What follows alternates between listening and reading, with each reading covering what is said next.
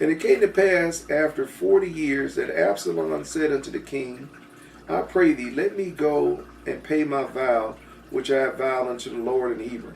So here come this scoundrel. Remember, that was one of the traits of a Judas. I taught about you got to have some religion there. Straight-laced in religion. So he telling the king, after all these years of him subtly weaning the throne away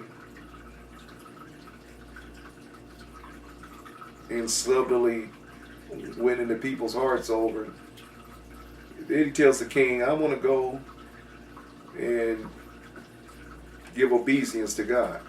I want to go and praise God. I want to go on a religious sabbatical. And it came to pass after 40 years that Absalom said unto the king, I pray thee, let me go and pay my vow, which I have vowed unto the Lord in Hebron. Sound very religious. Told you about these Judases, but this is Absalom. For thy servant vowed the vow while I abode at Geshur in Syria, saying, if the Lord shall bring me again indeed to Jerusalem, then I will serve the Lord.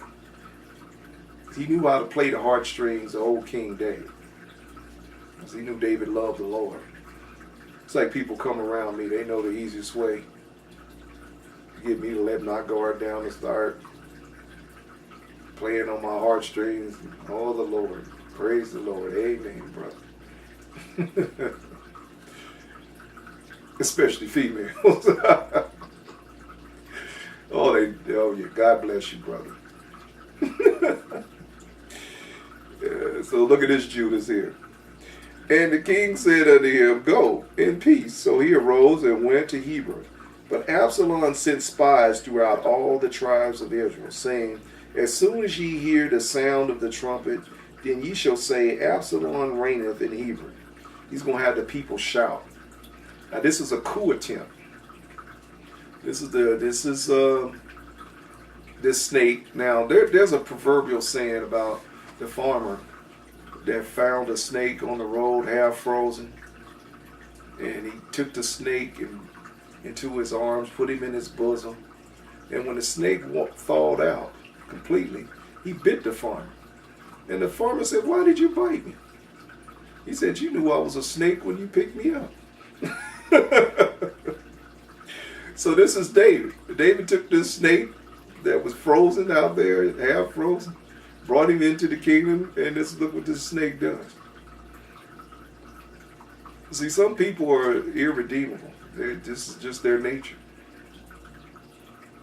They'll snake you every time. And then people are always surprised. Well, why did he do that? Because this is his nature.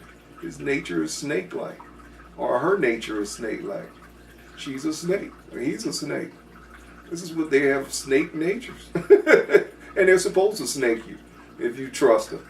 This is what they do. So this is what this snake did after David, out of the kindness of his heart, forgave him for killing his own son, brought him back from exile, forgave him, kissed him, and now he bit him. See, some people are just no good. He would have done better off leaving that snake in exile. But see, God did say that he was going to raise up Absalom, and Absalom was going to become his enemy for it because of the David sin. And see how God's words come to pass. He was going to cause confusion in his house, and he did. This was God's prophetic word. And Absalom went 200 men out of Jerusalem that were called, and they went in their simplicity, and they knew not anything. And Absalom said unto Iphiel, let me skip down to verse 13. And there came a messenger to David, saying, the hearts of the people of Israel are now after Absalom. And David said unto all his servants that were with him at Jerusalem, arise, let us flee. So David got to go on the run because of this snake. And he did. He went on the run back to the cave of Adullam. And he wrote some of his most heart-wrenching songs in that cave because of his son Absalom, that snake that he took in. And Absalom, I'll just tell you the rest of the story. So Absalom had David in his cave for a few years before he returned.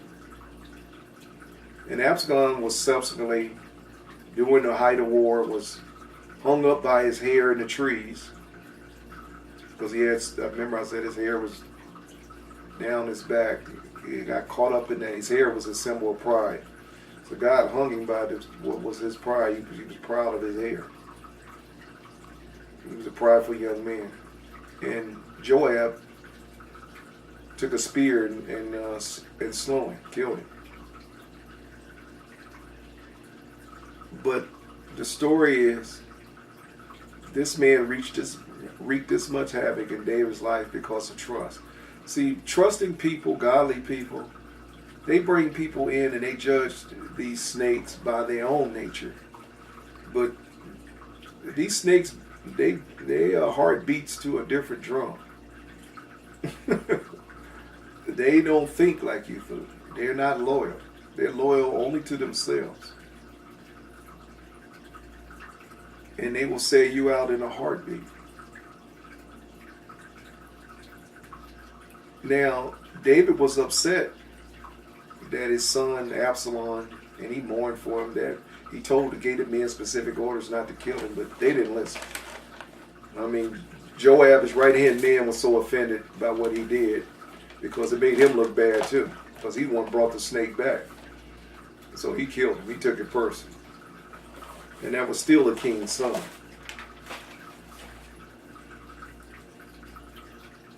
So like I said, match this up with Judas, my brother, because right now, we're in a time where I guess it's in vogue to be disloyal, it's in vogue to be a traitor. And the Bible said there's nothing new under the sun.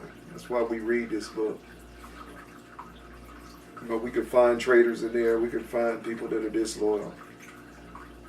I've had them in my life. I've had my share of female and male Judas, male and female Absaloms. I've had them. Like I said, they beat to a different drum. They march to a different drum beat. Excuse me. They march to a different drum. Their heart beats differently than yours. And I can imagine the pain David felt. This was his son, and like I said, he was the most handsome young man in Israel. David loved him. David wanted him to. David would have gave him the kingdom and made him king, but he ended up choosing Solomon instead. But this would have been David's first choice, Absalom. After all what he did. So I hope you enjoyed this message, Absalom, my son. And this message has been a blessing to you, and I've been teaching you for a while. Galatians 6:6 says, support the one that taught you with material things. That's me. Street Priest Ministries. You can go on streetpriestministries.org and hit that donate button on the website, and you can donate. And God's watching. Be not deceived. God is not mocked. And I taught you guys, bring your tithes, first fruits, alabaster box, Street Priest Ministries. I'm the one that's teaching. And then that goes for you stealing, thieving pastors as well, plagiarizing pastors. They're stealing and learning too. God bless you. Good night, good evening, good day around the world. And may you be spared any Absalom in your life in Jesus' name.